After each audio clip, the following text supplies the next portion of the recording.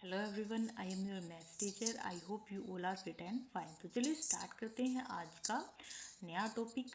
हम करते हैं अब चैप्टर 14 स्टार्ट, जो कि है मीन, मोड, मीडियन या फिर स्टैटिस्टिक्स। तो स्टैटिस्टिक्स देखिए, सबसे पहले क्या होता है, स्टैटिस्टिक्स होता क्या है। स्टैटिस्टिक्स एक लैटिन वर्ड से आया है। Latin word status. Status means होता है ए पॉलिटिकल स्टेट। क्या होता है स्टेटस मीन? ए पॉलिटिकल स्टेट। तो ये एक लैटिन वर्ड से आया है स्टैटिस्टिक्स। स्टैटिस्टिक्स में हम क्या करते हैं, हम डाटा को कलेक्ट करते हैं, हमारी जो आगे हमारी लाइफ में यूज़ होता है उस डाटा को हम कलेक्ट करते हैं। जैसे कि हमने आपने सुना ही होगा कि जनसंख्या जो है वो जनगणना आपने सुना है, जहाँ पर हम काउंट करते हैं, अलग अलग जगह जाकर सभी डाटा जो है इकट्ठा करते हैं कि इस घर में कितने मेंबर्स हैं, इस घर में कितने मेंबर्स हैं, उनकी एज क्या क्या है। तो ये जो सारा डाटा इकट्ठा कर रहे हैं वो कहाँ नीड होती है, हमें पता चलता है कि हमारे जो इस डिस्ट्रिक्ट में या फिर इस विलेज में, इस स्टेट में इतने जो है लोग रहते हैं और उनकी इतनी इतनी इनकम है, उसमें सारा डाटा आता है। तो ये जो डाटा का कलेक्शन है ये हमारी लाइफ में आगे जाकर यूज़ होता है कहीं ना कहीं। यही होता है हमारा स्टैटिस्टिक्स। यहाँ हम डाटा को इकट्ठा करते हैं। जैसे कि अब एग्जांपल लेते हैं, कोरोना चल रहा है, तो ये जो हम डाटा अब इकट्ठा, रोज़ रोज़ आपको डाटा आता है कि आज इतने केस मिले हैं, उनमें से इतने ठीक हुए हैं, इतनों की डेथ हुई है। तो ये जो डाटा है ये हमारा किस लिए यूज़ होता है कि हम फिर उसका एक एस्टिमेट लगा सकते हैं कि ये जो डिजीज़ जो है ये फैल रहा है उसका रेट क्या है। जैसे कि आज हमारे पास अगर 100 केस आए हैं, अगले दिन हमारे पास 20 केस आए हैं, तो हमें फटाफट से ये पता चल गया कि हमारा जो है वो डिक्रीज़ हुए हैं केसेस। दैट इज़ हमें अब हम जो है अब उस डिजीज़ से बाहर निकल रहे हैं। हम जो है अब जो लोग हैं वो अब ठीक हो रहे हैं, ज़्यादा नहीं फैल रहा है वो। तो ये जो डाटा को इकट्ठा करना है, इंफॉर्मेशन को इकट्ठा करना है, उसे ही हम क्या बोलते हैं, स्टैटिस्टिक्स में हम उसको स्टडी करते हैं। तो ये जो मैं डाटा डाटा बार बार बोल रही हूँ, ये डाटा होता क्या है? डाटा क्या होता है? कुछ फैक्ट्स, फिगर्स या इंफॉर्मेशन होती हैं जो कलेक्ट करते हैं हम किसी न किसी पर्पज के साथ, उसे हम बोलते हैं डाटा। डाटा क्या होता है? कलेक्शन होता है किसी इंफॉर्मेशन का, किसी फिगर्स का, किसी फैक्ट्स का, जो हम किसी पर्पज के लिए इकट्ठा करते हैं, उसे हम बोलते हैं डाटा। उसके बाद हम आते हैं, हमारे पास दो तरह का डाटा होता है। एक तो होता है प्राइमरी डाटा और एक होता है सेकेंडरी डाटा। डाटा कितने टाइप का होता है? 2 टाइप का। एक तो होता है प्राइमरी और दूसरा क्या होता है? Secondary. First is primary, second is secondary. Primary data में क्या होता है कि हम खुद से जो है डाटा इकट्ठा करते हैं। जैसे कि हमें ये पता लगाना है कि जो इस घर में कितने लोग हैं, कितनी कितनी उनकी एज है और कितनी कितने उनके घर में कमाने वाले हैं। मान लीजिए हम एक फैमिली लेते हैं, मान लीजिए उसमें 5 मेंबर है। आपने डाटा रिकॉर्ड किया कि 5 मेंबर्स हैं, उसमें उनमें से 2 उनकी फैमिली में कमाने वाले हैं, 3 जो हैं बच्चे हैं। तो ये जो डाटा आपने कलेक्ट किया है, ये आपने खुद से कलेक्ट किया है, खुद जाकर कलेक्ट किया है, इसे हम बोलते हैं प्राइमरी डाटा, जो आपने खुद से कलेक्ट किया है। सेकेंडरी डाटा की बात करें, सेकेंडरी डाटा क्या होता है? वो डाटा जो हम किसी सोर्स से लेते हैं। जैसे कि कोरोना का हमने डाटा ले लिया कि हरियाणा में कोरोना के कितने केस आज आए हैं, कितने केस पर कल आए थे, कितने परसों आए थे, कितने उससे पहले आए थे, 4-5 दिन का हमने डाटा ले लिया। तो वो आपने किसी और सोर्स से इकट्ठा किया है, वो डाटा खुद ने आपने पता नहीं लगाया है, तो उसे हम बोलेंगे सेकेंडरी डाटा। और जो आपने खुद से इकट्ठा किया है उसे हम क्या बोलेंगे? Primary data. तो यही था आपका बेसिक एक्सरसाइज 14.1 का। अब चलते हैं 14.1 एक्सरसाइज पे। ये दोनों एक्टिविटीज़ हैं जो आपको खुद से करनी है। फर्स्ट एक्टिविटी में क्या है, आपको डाटा इकट्ठा करना है डेली लाइफ से। तो डाटा में जैसे मैंने आपको एग्जांपल दिया था कि आप एक फैमिली का डाटा इकट्ठा कर सकते हैं कि इस फैमिली में एज का डाटा इकट्ठा कर सकते हैं कि कितने लोग हैं, उनकी एज क्या क्या है, और कुछ भी डाटा आप इकट्ठा कर सकते हैं। उनकी हाइट का इकट्ठा कर सकते हैं कि कितने लोग हैं, उनकी हाइट क्या क्या है। क्लियर है। सेकंड एक्टिविटी भी क्या है कि आपको प्राइमरी और सेकेंडरी दोनों से उसको फाइंड आउट करना है, जो आप क्वेश्चन 1 में फाइंड आउट करेंगे। तो देखिए प्राइमरी की हम बात करते हैं। प्राइमरी डाटा तो क्या होगा, जो आपने खुद से पता किया है, दैट इज आप उनके घर गए, उनसे पूछा, आपने डाटा लिखा, ये आपका प्राइमरी डाटा हो जाएगा। सेकेंडरी डाटा क्या होगा, मैंने आपको बताया था कि आप खुद डाटा इकट्ठा नहीं करते हैं, आप किसी और सोर्स से डाटा इकट्ठा करते हैं। तो जैसे आप उनकी फैमिली आईडी से वो डाटा इकट्ठा कर सकते हैं, आप उनसे पूछने के बजाय उनकी फैमिली आईडी लीजिए या फिर उनके आधार कार्ड लीजिए और उनसे उनका डाटा नोट कर लीजिए। तो ये क्या हो गया आपका सेकेंडरी डाटा। आपने खुद ने इकट्ठा नहीं किया, आपने किसी और सोर्स से लिया है, खुद ने पता आपने नहीं लगाया। क्लियर है यहाँ पर। तो एक्सरसाइज 14.1 आपकी यहाँ पर कंप्लीट हो जाएगी।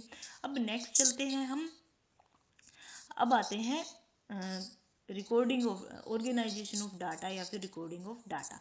तो आपने टेलीमार्क्स टेबल तो पहले ही सुनी होगी। टेलीमार्क्स क्या होते हैं, ये होते हैं टेलीमार्क्स, जो हम ये स्ट्रेट लाइन ड्रॉ करते हैं।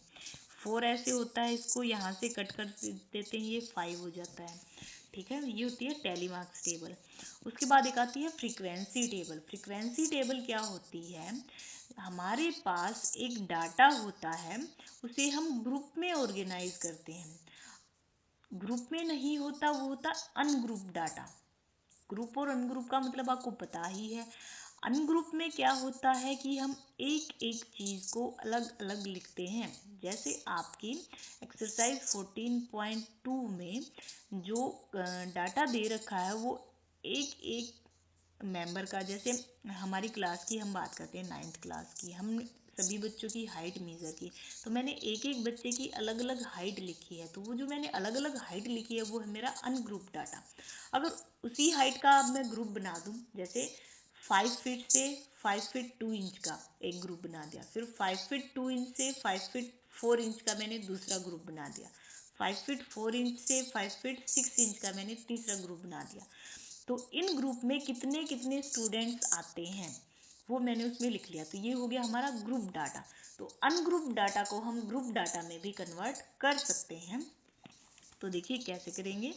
तो सबसे पहले आते हैं, एक छोटी सी डेफिनेशन है रेंज ऑफ डाटा। डाटा की रेंज क्या होती है, उस डाटा में जो हाईएस्ट वैल्यू होती है माइनस कर देंगे उस डाटा की जो लोवेस्ट वैल्यू है। Highest value minus lowest value, ये हमारी क्या होती है, रेंज ऑफ डाटा। तो फर्स्ट क्वेश्चन करते हैं एक्सरसाइज का। एक्सरसाइज के फर्स्ट क्वेश्चन में देखिए हमें क्या गिवन है। एक्सरसाइज के फर्स्ट क्वेश्चन में हमें गिवन है ये अनग्रुप डाटा। अब हमें सबसे पहले क्या बनानी है, इसकी फ्रीक्वेंसी टेबल बनानी है। तो फ्रीक्वेंसी डिस्ट्रीब्यूशन टेबल कैसे बनाते हैं, देखिए सबसे पहले इसमें देखिए क्या क्या क्वांटिटीज है। ब्लड ग्रुप है, ब्लड ग्रुप इसमें कौन कौन से दिए गए हैं, A B O and A B, 4 group दिए गए हैं। तो यही हमारा क्या बनेगा, ग्रुप बनेगा, ब्लड ग्रुप। हम ऐसे डालेंगे ब्लड ग्रुप। ब्लड ग्रुप क्या क्या दिए गए हैं, A B O and A B, ये 4 नेम है। अब उसमें डालेंगे हम फ्रीक्वेंसी। फ्रीक्वेंसी क्या होते हैं, नंबर ऑफ स्टूडेंट, मतलब कितने स्टूडेंट का ब्लड ग्रुप ए है, कितनों का बी है, कितनों का ओ है। वो हम कैसे फाइंड आउट करेंगे, आप इस टेबल में देखिए ए कितनी बार है, 1 2 3 4 5 6 7 8 9, ए 9 बार आया है। तो ये हमारी इसकी फ्रीक्वेंसी हो गई ए की। अब बी ब्लड ग्रुप कैसे फाइंड आउट करेंगे, बी कितनी बार आया है, बी को काउंट करिए, ए 1 2 3 4 5 6 टाइम्स बी आया है। तो ये बी की फ्रीक्वेंसी कितनी हो जाएगी, 6। उसके बाद ओ कितनी बार आया है, ओ को काउंट करेंगे तो ओ 12 बार मिलेगा, और ए बी कितनी बार आया है, 3 बार। तो ये हमारी क्या होगी, फ्रीक्वेंसी डिस्ट्रीब्यूशन टेबल होगी। उसके बाद इसने क्वेश्चन पूछा है कि which is the rarest blood group and which is the most common blood group. Most common means ज़्यादातर, मतलब जो सबसे ज़्यादा बच्चों का ब्लड ग्रुप है वो हमारा मोस्ट कॉमन हो गया, और जो सबसे कम बच्चों का ब्लड ग्रुप है वो हमारा रेयरेस्ट होगा। तो यहाँ से देखिए मोस्ट कॉमन सबसे ज़्यादा कितने, कौन सा ग्रुप है बच्चों का, ओ। तो मोस्ट कॉमन ब्लड ग्रुप यहाँ क्या लिखेंगे हम, ओ। एंड रेयरेस्ट ब्लड ग्रुप जो सबसे कम बच्चों का है, सबसे कम कौन सा ब्लड ग्रुप है बच्चों का, ए बी। ए बी है ओनली 3 स्टूडेंट्स का, तो यहाँ लिखेंगे रेयरेस्ट ब्लड ग्रुप क्या है हमारा, सॉरी ए बी, क्या है हमारा ए बी। तो ये हमारा फर्स्ट क्वेश्चन कंप्लीट हो गया। अब करते हैं सेकंड क्वेश्चन। सेकंड क्वेश्चन देखिए हमारे पास क्या है। सेकंड क्वेश्चन में हमें दे रखा है the distance of 40 engineers from their residence to their place work were as follows. अब हमें क्या दे रखा है, 40 इंजीनियर्स हैं, उनके वर्क प्लेस से उनके घर की जो डिस्टेंस है वो गिवन है। अब हमें एक फ्रीक्वेंसी डिस्ट्रीब्यूशन टेबल बनानी है विद क्लास साइज 5। इसने क्लास साइज दे रखा है, हमें 5 साइज की बनानी है डिस्ट्रीब्यूशन टेबल। इंटरवल लेना है 0 to 5, 5 नोट इंक्लूड।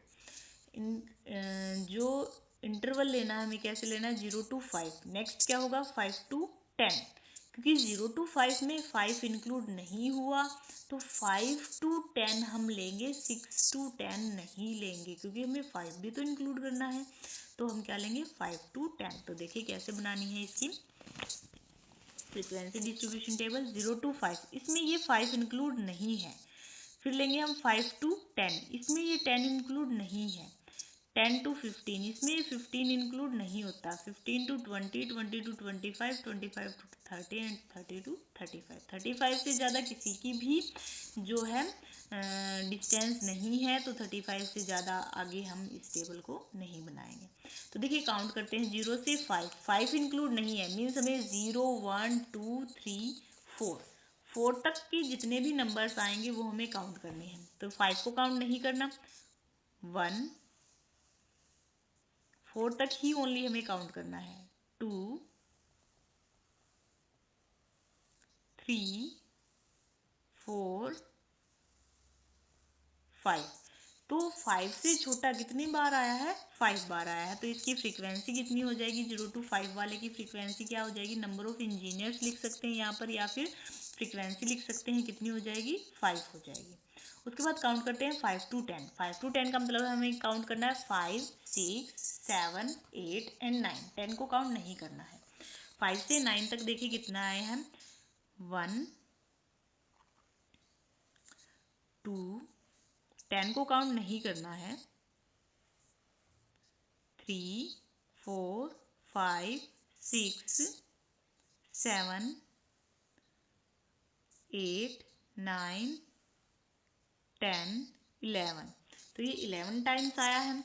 5 to 10 की फ्रीक्वेंसी कितनी हो जाएगी 11। 10 to 15, 10 to 15 कितना आएगा, 10 काउंट होगा लेकिन 15 नहीं। 10 11 12 13 एंड 14, 1 2 3 4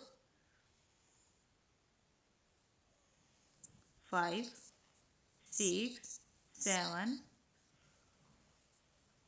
8, 15 काउंट नहीं होगा, 9 10 11। इसकी फ्रीक्वेंसी भी कितनी है 11। तो इस तरह से आप फ्रीक्वेंसी डिस्ट्रीब्यूशन टेबल खुद से बना सकते हैं। फिर उसके बाद जो है हम देखते हैं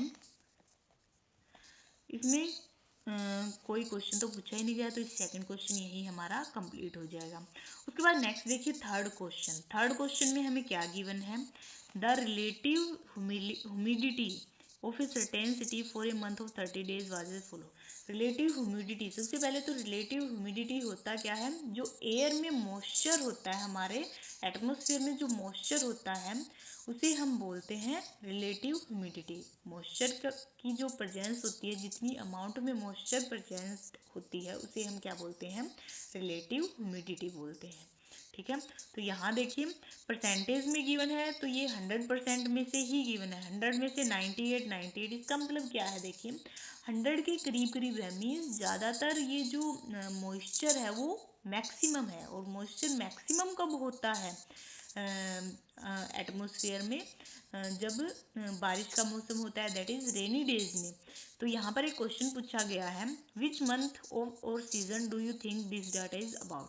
तो ये डाटा किस मंथ का या किस सीजन का लिया गया है, तो ये किस सीजन का लिया गया है, रेनी सीजन का डाटा है। पहले ही मैं आपको बता देती हूँ कि डाटा जो है वो कहाँ से लिया गया है, रेनी सीजन से। Data is taken in rainy season as relative humidity is high, क्योंकि 100 में से 98 अगर रिलेटिव ह्यूमिडिटी है, 99 रिलेटिव ह्यूमिडिटी है, तो जो हम मानेंगे कि जो मॉइस्चर है वो मैक्सिमम है। और मैक्सिमम कब होता है, जब रेनी डेज होते हैं। तो रेनी सीजन का ये है।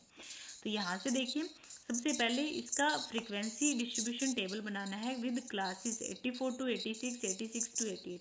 इस तरह से हमें 2 के पेयर में लेने हैं।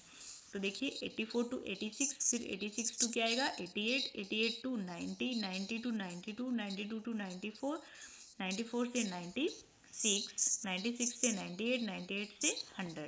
तो सबसे पहले देखिए 84 to 86, 86 इसमें काउंट नहीं होगा, 86 से छोटा जो भी होगा वो काउंट होगा, 84, 85 और 86 से छोटा जो भी होगा।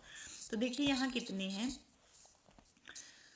ये तो 86 से बड़ा हो गया, ये काउंट नहीं होगा।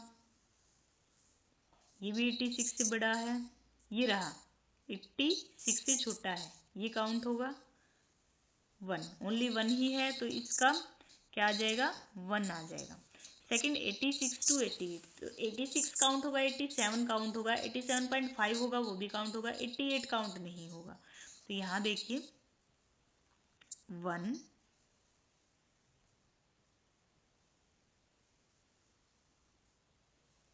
ये भी 1 ही है, तो इसकी फ्रीक्वेंसी कितनी हो जाएगी 1। अब 88 to 90, 88 काउंट होगा, 89 काउंट होगा और 90 काउंट नहीं होगा, 90 से छोटा जो होगा वो काउंट होगा। तो यहाँ देखिए ये 90.3 है, ये काउंट नहीं होगा।